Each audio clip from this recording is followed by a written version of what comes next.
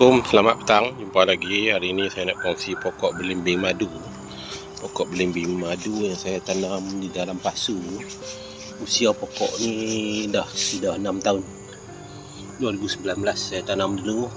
Tak jaga pun, tapi dia sentiasa berbuah sepanjang masa. Ada buah ni. Ada masalah. Ni 3, ni ada lagi. Dia kalau balut cantik ni, tapi saya tak jaga ni. Tapi dia masih sentiasa berbunga, sentiasa berbuah. Ni besar ni, besar. Okey, ni boleh ambil dah ni. Kadang kalau tak balut ada ulat ni. Tapi ini nampak cantik ni. Belimbing madu. Sedap. Sentiasa berbuah dan berbunga, sentiasa sepanjang masa berbuah. Pasu pun saya tak jaga.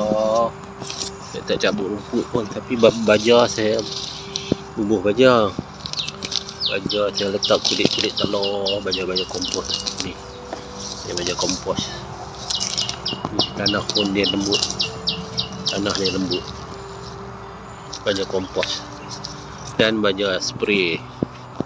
Tapi tak jaga ni, tapi dia sentiasa berbuah. Itu yang penting, sentiasa berbuah.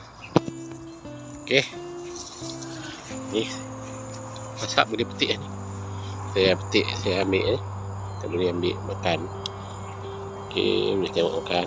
Okey, saya cuba makan. Tengok buahnya. Bismillah.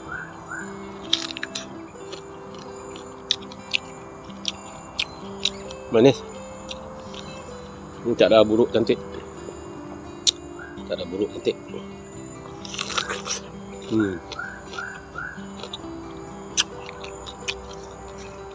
Okey, boleh salam. Belimbing madu. Buah banyak ni. Bunga lagi pun ada. Dia berbunga berbuah panjang masa. Putih tu ada lagi. Ni. Putih buah. Okey. Jumpa lagi.